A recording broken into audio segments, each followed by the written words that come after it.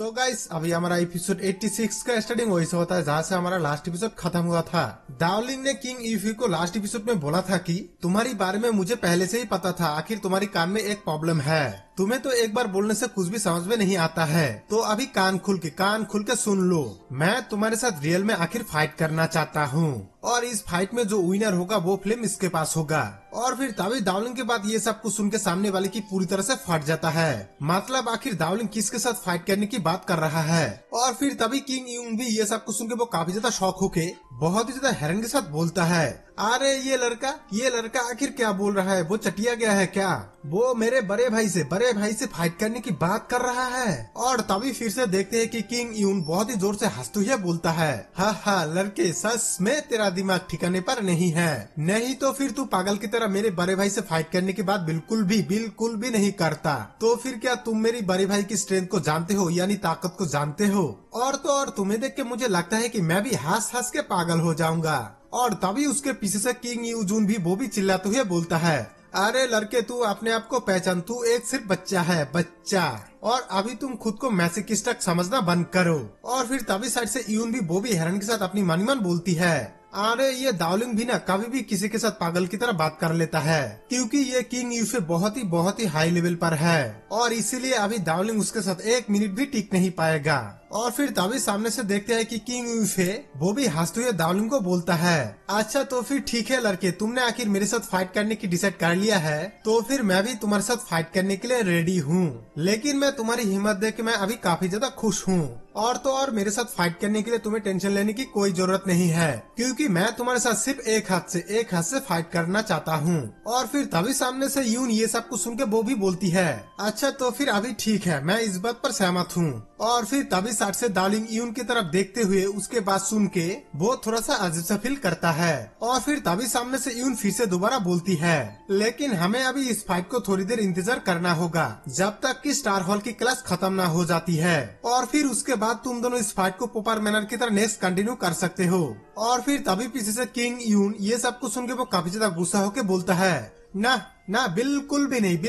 नहीं, ये नहीं हो सकता। बड़े भाई ये यून आखिर क्या बकवास कर रही है, हमें स्टार हॉल के अंदर ये फाइट बिल्कुल भी नहीं करना है, क्योंकि स्टार हॉल खोलने में तो अभी भी 2 महीने बाकी है और अभी तो ये जाहिर तौर पर काफी ज्यादा लेट है। और फिर तभी सामने से किंग यूफे ये सब कुछ सुन के वो अपनी मन बोलता है, अरे नहीं ये बात तो बिल्कुल सच है, और ये यून तो हमेशा से ही अपनी बात पर अड़ी रही है, और अभी यून का कोई भी चालाकी मेरे सामने कोई भी काम नहीं आएगा, लेकिन अब वो इस बच्चे को बचाने के लिए ये छोटा सा ट्रिक यूज कर रहा है और उसका ये ट्रिक्स मेरे सामने कोई काम नहीं आएगा। और फिर तभी उसके सामने से यून बोलती है, तो फिर अभी तुम फिर से मेरा एक बात सुन लो, ये मेरा सबसे बड़ा और अच्छा रियायत है, और अगर तुम मेरा इस कंडीशन को सहमत नहीं हो तो तुम्हें अभी स्टार एकेडमी के रूल्स को नई करके बनाना पड़ेगा, और तभी तुम इस फाइट के बारे में फिर से तुम सोच सकते हो। और तभी फिर से देखते हैं कि यून वहाँ से जाते हुए फिर से दोबारा बोलती है, तो फिर मुझे अभी यहाँ से जाने का टाइम हो चुका है, तो इसीलिए मैं अभी यहाँ से जा रही हूँ, तो फिर डार्लिंग तुम भी अभी मेरे पीछे चलो।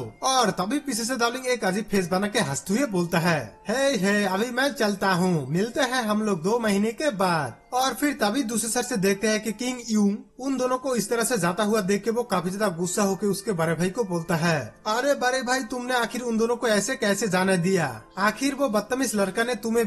भी काफी ज्यादा अपमानित किया है, और फिर भी तुम अभी तक इस बारे में शांत हो। और तभी उसके सामने से किंग यूफे बोलता है, तुम भी अभी जरा अपना फालतू बकना बंद करो, मुझे पता है मुझे आखिर क्या करना होगा, और तुम्हें तो अभी तक उस फिल्म का ही पड़ा है, और अगर तुम्हें वो फिल्म 2 महीने के बाद मिलता है तो तुम क्या मर जाओगे, और तुम्हें तो अभी ये भी लग रहा है कि वो लड़का मुझे 2 महीने के बाद नहीं मिलेगा। उसके बाद देखते हैं कि डार्लिंग और यून सामने की तरफ जाते हुए एक दूसरे के साथ बात करते हुए यून बोलती है, तो डार्लिंग तुम मुझे अभी सच बताओ कि आखिर तुम यहाँ पर क्या करने के लिए आए हो, और ये सब लोगों के साथ आखिर पंगा क्यों लेते हो। और तो और आज अगर मैं यहाँ पर सही टाइम पर नहीं आया होता तो फिर वो तुम्हें कभी भी इस तरह से जाने नहीं देता, और ना जाने आखिर तुम इन लोगों के साथ पंगा क्यों लेते हो। और फिर तभी उसके सामने से डार्लिंग बोलता है, अरे नहीं तुम मुझे अभी गलत समझ रहे हो, मैं किसी के साथ पंगा नहीं लेता हूँ, अगर सामने वाले बहुत ही हरामी टाइप का हो और वो मुझे देख के पंगा लेने की खुजली होता है तो इसमें मैं क्या करूँ। और आज का लफड़ा में तो मेरा जरा सा भी हाथ नहीं है। और फिर तभी देखते हैं कि डार्लिंग को एक जोर सा खसी आ जाता है और तभी वो जोर जोर से खसने लग जाता है और तभी सामने से यून उसे खसता हुआ देख के बोलती है, देखो डार्लिंग, झूठ बोलने की नतीजा क्या होता है, क्योंकि तुम अभी भी मुझसे झूठ बोल रहे हो। और फिर तभी डार्लिंग फिर से खसते हुए दोबारा बोलता है,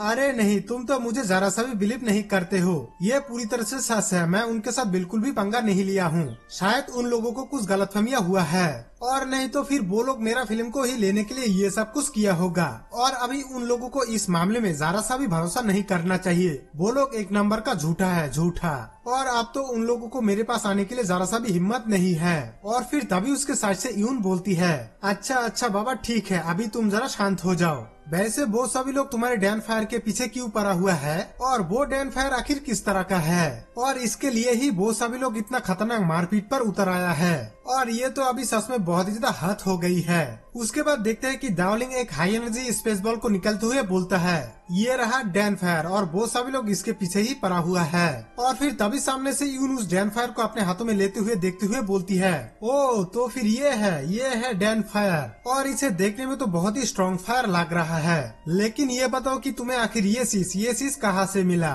और इसके लिए ही वो सभी लोग तुम्हारे पीछे पड़ा हुआ है। तो फिर अभी मुझे इसके बारे में कोई डाउट नहीं है कि ये चीज बहुत ही इम्पोर्टेंट है और इसकी मदद से शायद बहुत कुछ किया जा सकता है। और फिर तभी सामने से डार्लिंग इसके बारे में उसे बताता है, तो फिर तुम्हें क्या लग रहा था ये चीज कोई आम चीज है और इसके लिए मैं उन लोगों के साथ इस तरह से फाइट कर रहा था, और तुम्हें तो अभी तक इसके बारे में कुछ भी पता नहीं है ये चीज से आखिर क्या क्या किया जा सकता है, और ये एक तरह का कॉन्फिडेंस है जो मुझे ही मिला है। और फिर तभी ये सब कुछ सुन के उसके सामने से यून बोलती है, अच्छा अच्छा तो फिर ठीक है, और अभी मुझे ऐसा लगता है कि तुम्हें अभी बहुत सारे ग्रेट अपॉर्चुनिटी मिल गया है, और ये डैन फायर तो बहुत ही अजीब चीज है, और इस डैन फायर के ग्रोथ के लिए अभी हमारे पास बहुत सारे जगह भी है, तो फिर इसके बारे में तुम्हें टेंशन लेने की जरूरत बिल्कुल भी नहीं है। और फिर तभी सामने से डार्लिंग ये सब कुछ सुन के वो हंसते हुए फिर से दोबारा बोलता है, ओ अच्छा तो फिर तुम्हें भी लगता है कि ये डैन फायर के पास एक ग्रेट फ्यूचर है और इसमें मेरा फ्यूचर भी ब्राइट हो सकता है। और फिर तभी उन सामने की तरफ चलते हुए फिर से दोबारा डार्लिंग को बोलता है, ये तुम्हारा डैन फायर तुम्हें ही मुबारक, और इसके बारे में मुझे कुछ भी पता नहीं है, और इसके बारे में अभी तुम जरा खुश मत हो जाना,